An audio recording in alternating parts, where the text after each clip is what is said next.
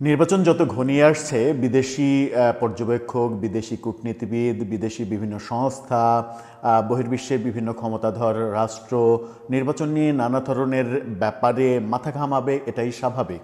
এবং একটা চাপ যে রয়েছে বাংলাদেশের বর্তমান সরকারের ওপরে, সেই চাপটা হচ্ছে ইনক্লুসিভ নির্বাচনের চাপ এবং ইনক্লুসিভ রাজনীতির চাপ। সেই চাপটা আবারও নতুন করে দেখা গেল আমাদের প্রধান উপদেষ্টা যখন দুজন মার্কিন কূটনীতিবিদের সঙ্গে বৈঠক করলেন। সেখানে উঠে আসলো আওয়ামী লীগের প্রসঙ্গ, আওয়ামী লীগের রাজনীতির প্রসঙ্গ এবং নেলসন ম্যান্ডেলার উদাহরণ আসলো। নেলসন ম্যান্ডেলা যে উদাহরণ তৈরি করেছিলেন, উদাহরণ তৈরি করে বিশ্বব্যাপী একজন মহৎ নেতা হিসেবে নিজেকে তৈরি করেছিলেন, সেই উদাহরণের দিকে কেন প্রফেসর ইউনূস গেলেন না? সেই উদাহরণের দিকে যাওয়া যায় কি না? ইনক্লুসিভ রাজনীতি, সবাইকে নিয়ে অন্তর্ভুক্তিমূলক একটা দেশ গঠন করা যায় কি না, যেখানে আওয়ামী লীগের প্রসঙ্গ তো অবশ্যই অবধারিতভাবে আসে। আওয়ামী লীগকে কীভাবে অন্তর্ভুক্ত করা যায় বাংলাদেশের রাজনীতিতে, এই প্রসঙ্গগুলো নিয়ে মার্কিন কূটনীতিবিদের সঙ্গে কথা বলেছেন। বলা যায় কথা বলতে এক ধরনের বাধ্য হয়েছেন। সেখানে উঠে এসেছে আওয়ামী লীগ প্রসঙ্গে বর্তমান সরকারের স্পষ্ট বক্তব্য। যে বক্তব্য তিনি মার্কিন কূটনীতিবিদদের বলার চেষ্টা করেছেন, বাংলাদেশের সরকারের পক্ষ থেকে যতটুকু জানানো হয়েছে ততটুকুতেই যা বোঝা যায় সেটা খুব পরিষ্কার আওয়ামী লীগ ব্যাপারে বর্তমান সরকার কি ভাবছে। এই ভাবনা পরবর্তী সরকার, নির্বাচিত সরকার আসলে পরিবর্তন হয়ে যাবে কিনা সেটাও একটা বড় ব্যাপার। কিন্তু আমাদের প্রধান উপদেষ্টা মার্কিন কূটনীতিবিদদের সঙ্গে মিটিংয়ে আওয়ামী লীগ নিয়ে নতুন একটা কথা বলেছেন। কি সেই কথা? মার্কিন পক্ষ থেকে আওয়ামী লীগ বিষয়ে সরকারকে কি বলা হলো, কি চাপ সৃষ্টি করা হলো, চলুন একটু জেনে দেখব। এই ভিডিওতে থাকবেন পলিটিক্স টিভির নিয়মিত আয়োজনে।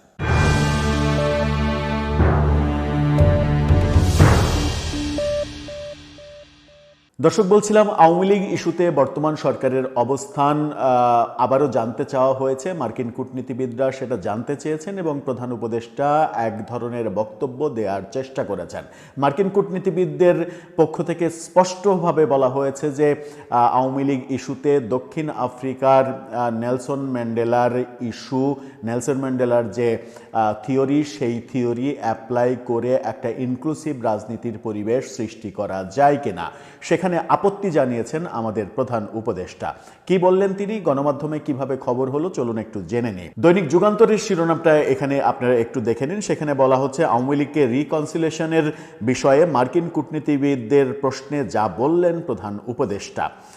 সেখানে বলা হচ্ছে প্রধান উপদেষ্টা প্রফেসর ইউনূসের সঙ্গে সৌজন্য সাক্ষাৎ করেছেন ডোনাল্ড ট্রাম্প প্রশাসনের দায়িত্ব পালনকারী যুক্তরাষ্ট্রের দুই সাবেক জ্যেষ্ঠ কূটনীতিক অ্যালবার্ট গোবিন্স ও মর্স ক্যান। রাষ্ট্রীয় অতিথি ভবন যমুনায় এই বৈঠক হয়েছে।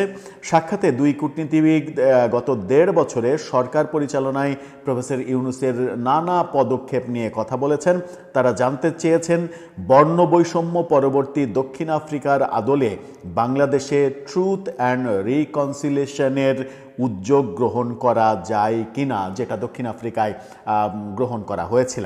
ডক্টর ইউনূস বলেছেন প্রয়াত নেলসন ম্যান্ডেলার একজন বন্ধু হিসেবে তিনি দক্ষিণ আফ্রিকার ট্রুথ অ্যান্ড রিকনসিলিয়েশনের প্রক্রিয়া ঘনিষ্ঠভাবে দেখেছিলেন। অর্থাৎ নেলসন ম্যান্ডেলাকে তিনি তার বন্ধু বলছেন এবং তার কর্মকাণ্ড তিনি ঘনিষ্ঠভাবে দেখেছিলেন। তবে তৎকালীন ফ্যাসিস্ট শাসক গোষ্ঠী অর্থাৎ আওয়ামী লীগের কথা বলছেন তিনি, তাদের অপরাধ অস্বীকার করে যাওয়ায় এই মুহূর্তে বাংলাদেশে সে ধরনের কোনো উদ্যোগ গ্রহণ করার সম্ভাবনা তিনি দেখছেন না।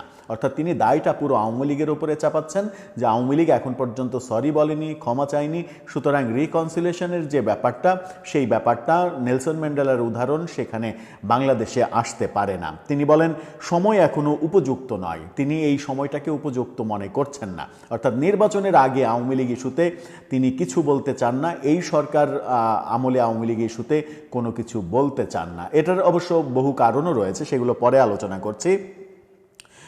কোথা থেকে শুরু করবেন? ট্রুথ অ্যান্ড রিকনসিলিয়েশন তখনই সম্ভব যখন কেউ স্বীকার করে যে সে ভুল করেছে, নিজের অপরাধের জন্য অনুতপ্ত হয়, অনুশোচনা প্রকাশ করে।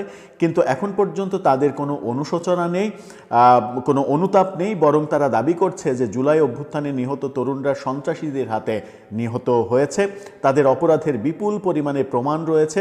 তারা যা করেছে তা সম্পূর্ণ বর্বরচিত অপরাধ, তবু তারা সম্পূর্ণ অস্বীকারের অবস্থানেই রয়েছে।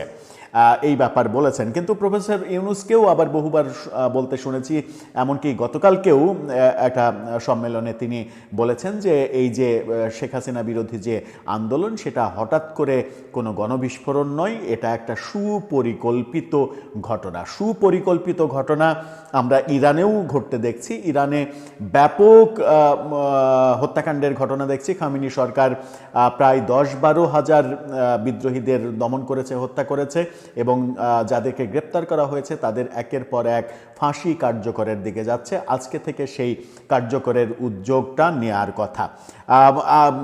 দক্ষিণ আফ্রিকার উদাহরণটা আসলে কি, চলুন একটু সেটা জেনে নিই।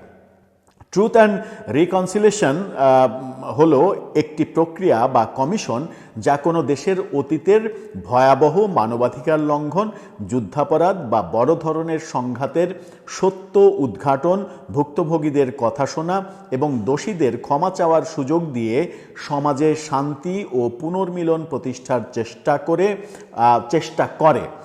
দক্ষিণ আফ্রিকার বর্ণবাদ বিরোধী কমিশন এর একটি বিখ্যাত উদাহরণ, যেখানে অপরাধীরা ক্ষমা চাইলে তাদেরকে সাধারণ ক্ষমা করে দেয়া হয়েছিল। নেলসন ম্যান্ডেলা সেই উদাহরণটা তৈরি করে দিয়েছিলেন, এবং প্রফেসর ইউনূস যখন আমাদের সরকারের দায়িত্ব নেন তখন কিন্তু অনেকেই বলেছিলেন যে প্রফেসর ইউনূস চাইলে নেলসন ম্যান্ডেলা হতে পারতেন, কিন্তু সেটা তিনি চাননি। তিনি বিভক্তির রাজনীতি চেয়েছেন এবং বিভক্তিই হয়েছে। সর্বশেষ নির্বাচন কেন্দ্রিকও আমরা বিভক্তি এবং একপাক্ষিক নির্বাচনের ব্যাপার দেখছি। ওদিকে ইন্ডিয়ার একটি পত্রিকা নর্থ ইস্ট নিউজ, তারা তাদের এই ব্যাপারটা নিয়ে, প্রফেসর ইউনূসের এই বৈঠকটা নিয়ে এবং আওয়ামী লীগের ক্ষমা চাওয়া না চাওয়া নিয়ে একটা নিউজ করেছে। নর্থ ইস্ট নিউজের সেই শিরোনামটা দেখে নিন। সেখানে বলা হচ্ছে, Yunus wants AL to apologize. Will a sorry from Awamu League pave the way for its electoral re-entry? Awami League কি সরি বলবে? আওয়ামী লীগ কি দুঃখ প্রকাশ করবে কিংবা ক্ষমা চাইবে? এরকম একটা প্রেক্ষাপট কি তৈরি করবে আওয়ামী লীগ? সেই প্রশ্ন আসছে। কিন্তু আমরা গত 16-17 মাসে যে আলোচনাটা বারবার উঠে আসতে দেখেছি, সেটা হচ্ছে যে মানে সাধারণ ক্ষমার প্রয়োজন আপাতত নেই। যেটা প্রয়োজন সেটা হচ্ছে যারা দোষী তাদেরকে আপনি বিচার করুন, কিন্তু দলের বিরুদ্ধে কোনো মানে নির্বাহী আদেশে দলের কার্যক্রম যে নিষিদ্ধ করা হয়েছে সেগুলো কার্যক্রম করা ঠিক হয়নি। নির্বাহী আদেশে কোনো দলের কার্যক্রম কিংবা রাজনীতির উপরে নিষেধাজ্ঞা, এটা গণতন্ত্রের জন্য হুমকি স্বরূপ। এই আলোচনা দেশে বিদেশে চারিদিকেই হয়েছে। সেখানে আলোচনা হয়েছে যারা দোষী, যারা দোষ করেছে, যারা মানবতা বিরোধী অপরাধ করেছে তাদেরকে সাজা দিন। কিন্তু ব্যাপক সংখ্যক কোটি কোটি যে আওয়ামী লীগের সমর্থক এবং দল হিসেবে আওয়ামী লীগ, একটি বাস যখন অ্যাক্সিডেন্ট করে তখন বাস যন্ত্র, সেই বাসের কিন্তু দোষ থাকে না। যিনি ড্রাইভার তিনি তার দোষে যে কোনোভাবেই হোক, ড্রাইভারের দোষে হতে পারে কিংবা তৃতীয় কোনো পক্ষের দোষে বাসটা অ্যাক্সিডেন্ট করে। বাস অ্যাক্সিডেন্টের জন্য বাসের কোনো দোষ থাকতে পারে না। সেই ক্ষেত্রেই আওয়ামী লীগ সরকার হিসেবে যদি ব্যর্থ হয়, তাহলে সেই সরকারের পরিচালনার ভার যাদের হাতে ছিল তারা ব্যর্থ কিংবা তাদের দোষ থাকতে পারে। তাদের দোষ বিচার করে তদন্ত করে আপনি শাস্তির ব্যবস্থা করতে পারেন, কিন্তু পুরো দলকে যখন আপনি নিশ্চিহ্ন করে দেওয়া, কার্যক্রম নিষিদ্ধ করা, আওয়ামী লীগ পরিচয় পেলেই তার উপরে মব করা, গণহারে গ্রেপ্তার করা, আওয়ামী লীগের পক্ষে কেউ মানে যুক্তিসঙ্গত কথা বললেও তাকে সন্ত্রাস বিরোধী আইনে গ্রেপ্তার করা, দমন করার চেষ্টা করা, এই ব্যাপারগুলোর সঙ্গে আসলে নেলসন ম্যান্ডেলার সেই যে অসাধারণ পৃথিবীব্যাপী সমাদৃত যে রিকনসিলিয়েশনের যে উদ্যোগ, সেটার আদতে তুলনা চলে না। এবং সেই পথে প্রফেসর ইউনূস হাঁটতে চাননি, হাঁটতে পারবেনও না। আর হাঁটতে না চাওয়ার একটা বড় কারণ রয়েছে। যে আন্দোলন কিংবা অভ্যুত্থানের প্রেক্ষাপটে এই সরকারের আগমন হয়েছে, আওয়ামী লীগের ওপরে যদি একটু সফট হয় এই সরকার এবং আওয়ামী লীগের কার্যক্রম যদি নিষেধাজ্ঞা না দিত, আওয়ামী লীগের কার্যক্রম কার্যক্রম যদি অ্যাজ ইউজুয়াল মানে সাধারণভাবে থাকতো, তাহলে আওয়ামী লীগের ধাক্কা সহ্য করার মতো অ্যাবিলিটি এই সরকারের ছিল না, সেরকম সাংগঠনিক কাঠামো এই সরকারের নেই। সেটা বোঝাই যায় আওয়ামী লীগকে নিষিদ্ধ করার পরেও যখন আইন শৃঙ্খলা পরিস্থিতি কন্ট্রোল করতে তারা পারছে না। দর্শক, আপনার মন্তব্য এ ব্যাপারে জানিয়ে লিখতে পারেন আমাদের কমেন্ট বক্সে।